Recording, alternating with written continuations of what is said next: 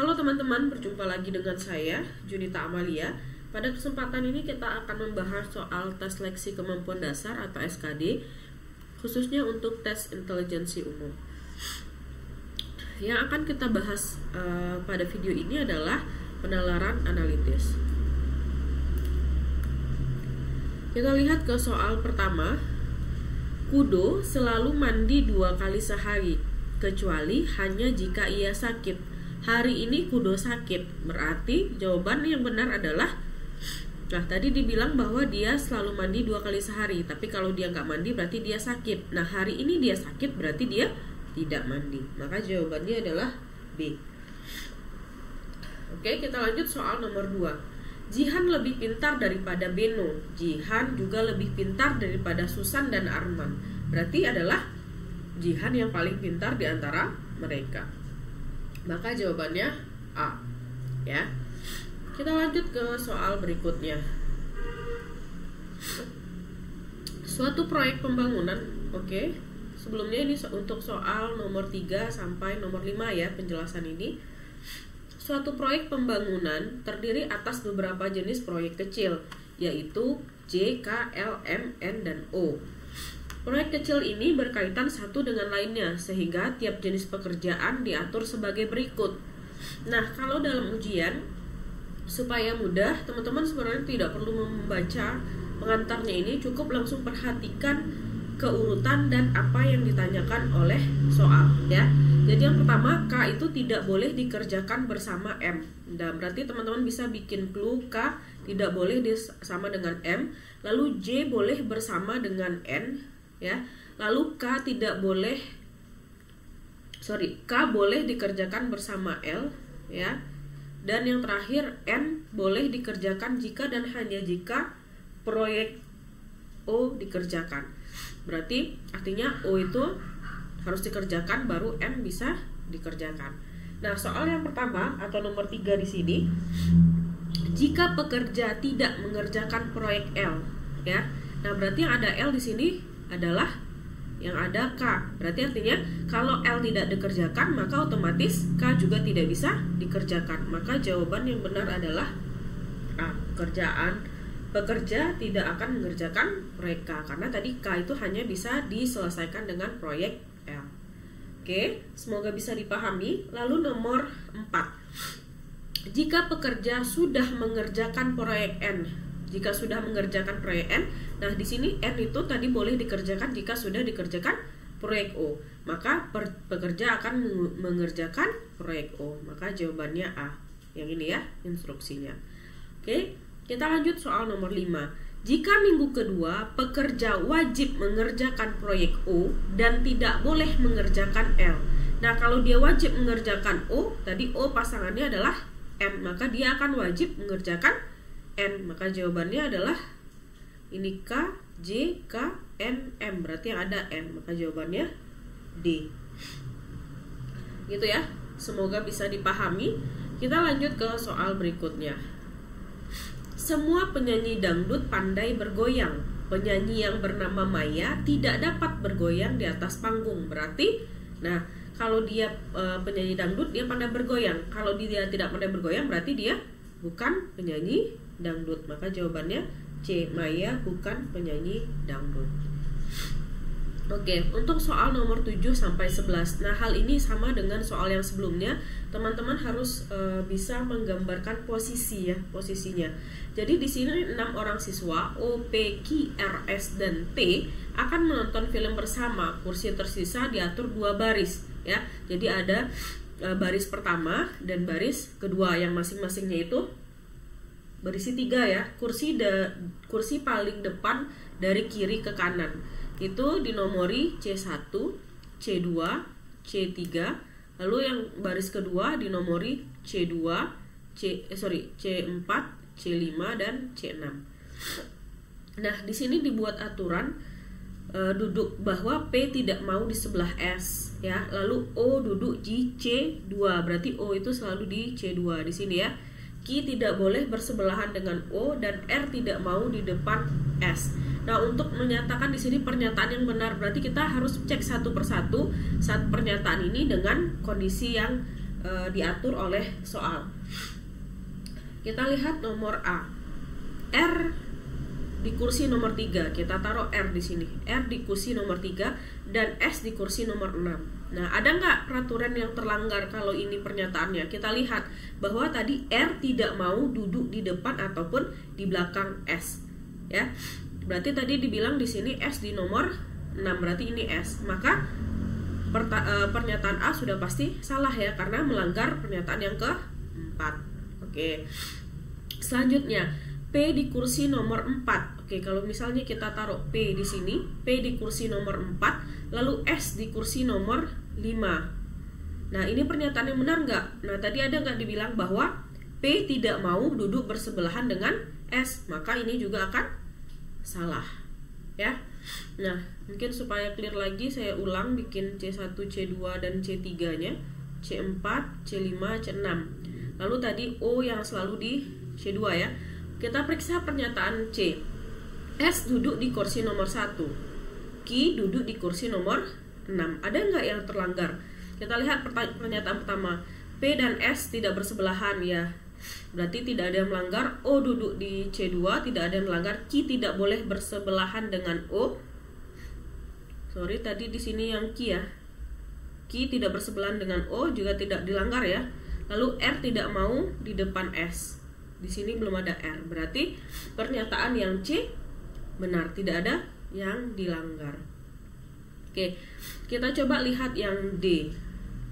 Yang D, Ki duduk di kursi nomor 3. Kalau di sini Ki ya. Kalau di sini Ki dan R duduk di nomor 4. Ada enggak yang terlanggar di sini? Ki tidak boleh bersebelahan sama O. Nah, ini yang dilanggar ya. Ki tidak boleh bersebelahan sama O. Berarti yang D salah. Lalu untuk berikutnya C1, C2, C3, C4, C5 dan C6. Ini tadi O ya. Yang E, Ki kursi nomor 1. Kalau Ki di sini dan S di kursi nomor 4. S, ada yang tidak terlanggar. Tadi adalah Ki tidak boleh bersebelahan dengan O. Ini terlanggar juga ya. Maka jawaban yang benar hanya C. Oke, semoga bisa dipahami. Lalu selanjutnya nomor 8. Jika Ki di kursi nomor 5, kita tulis lagi C1, C2, C3, C4, C5, C6. Tadi O selalu di sini ya. Jika Ki di kursi nomor 5, kita taruh Ki di kursi nomor 5, maka yang benar adalah, nah, kita lihat R dan S di baris pertama. Kalau R dan S di sini, ada tidak yang dilanggar? Kalau R dan S di sini, maka ada tidak yang dilanggar. Kita lihat P tidak mau berdekatan dengan S, berarti di sini memang tidak ada P yang berdekatan dengan S. Lalu O duduk di nomor 2 sudah. Ki tidak boleh bersebelahan dengan O, memang tidak bersebelahan ya ini. Dan R tidak mau duduk di depan S, dan R dan S juga tidak. Nah, maka ini adalah pernyataan yang benar ya. Untuk B, C dan seterusnya boleh teman-teman cek. Kita lanjut ke soal berikutnya. Nah, ini pernyataannya saya kopikan ke sini ya, untuk menjawab soal nomor 9, 10, dan 11. Kita lihat nomor 9. Jika Ki di kursi nomor 4, kita buat dulu C1, C2, C3, C4, C5, dan C6. Tadi O di sini ya. Nah, jika Ki di kursi nomor 4, di sini Ki, dan T di sebelahnya, berarti otomatis di sini. Maka pernyataan yang salah. Sekarang yang ditanya adalah yang salah. Kalau kita lihat yang A, P di kursi nomor 3. Pernyataan yang salah nggak kalau P di nomor 3? Kita lihat P tidak mau di dekat di sebelah S, maka tidak ada yang terlanggar. O di sebelah nomor 2 sudah. Ki tidak boleh bersebelahan dengan O, sudah terpenuhi. R tidak mau duduk di depan S. Ya, berarti tidak ada masalah ya, karena misalnya di sini S, di sini R, tidak ada masalah. Maka yang A pernyataan yang benar. Kemudian kalau kita lihat B, kalau P di kursi nomor 6. Sebentar, saya hapus dulu karena space-nya tidak besar ya. Oke.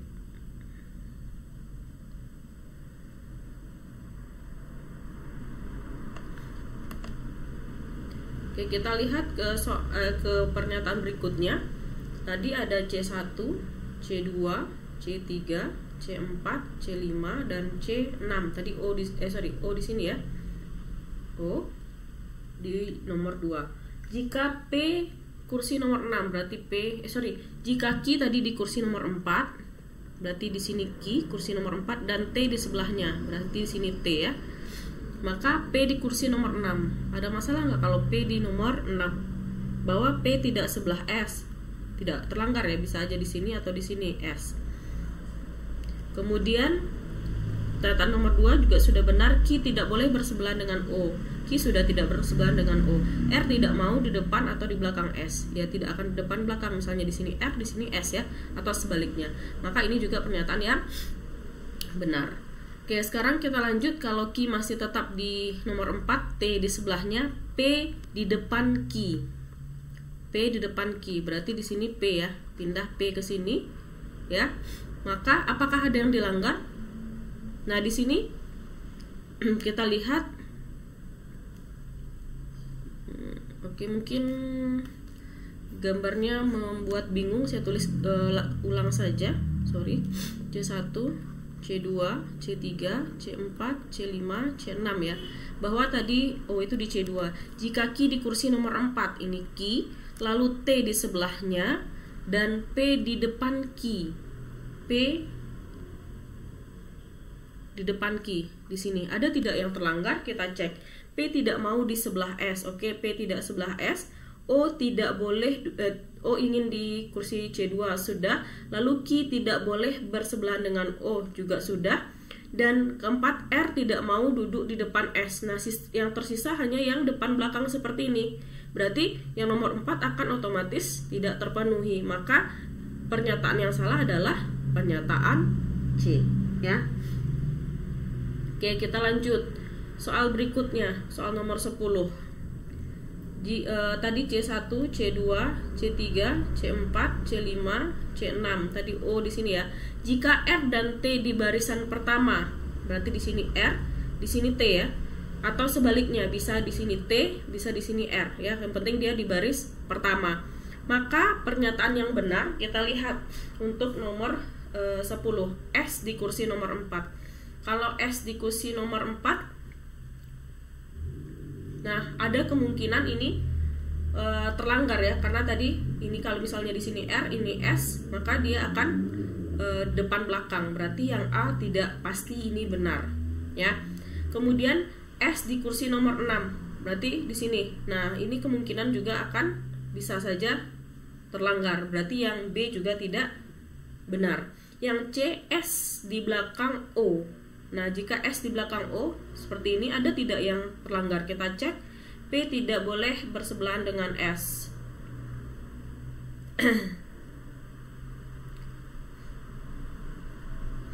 P tidak boleh, P tidak mau sebelah S.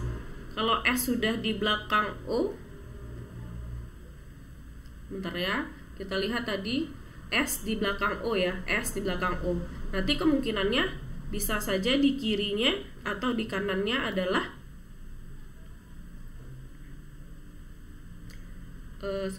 tadi Q tidak boleh bersebelahan dengan O. Maka ini juga akan terlanggar ya. Q tidak boleh bersebelahan dengan O. Sorry, tidak terlanggar. Ini O sudah di sini, berarti Q boleh saja di kiri atau di kanannya, ya. Maka ini adalah pernyataan yang benar. Maka 10 itu jawabannya C.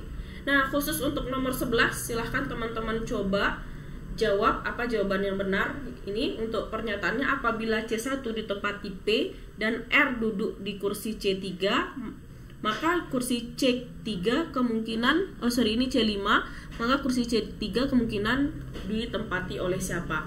Jadi gini, C1, C2, C3, C4, C5, dan C6. Tadi sudah pasti O ya. Apabila kursi C1 ditempati oleh P, lalu R ingin duduk di kursi C5, ini R, maka kemungkinan yang duduk di C3. Nah, ini yang ditanya. Silahkan teman-teman jawab berdasarkan kondisi yang ada dari pernyataan 1 sampai 4. Oke, boleh ditulis di kolom komen apa jawaban nomor 11. Oke, kita lanjut ke soal berikutnya. Jika Yogyakarta adalah kuda, Semarang adalah kerbau, maka Denpasar adalah burung, ikan, kambing, garuda atau serangga.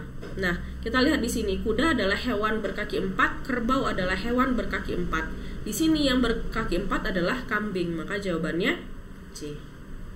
Oke, semoga bisa dipahami. Nomor 13. Jika Resna meminum obat, maka dia sembuh. Jika Resna sembuh, maka dia akan berangkat kerja.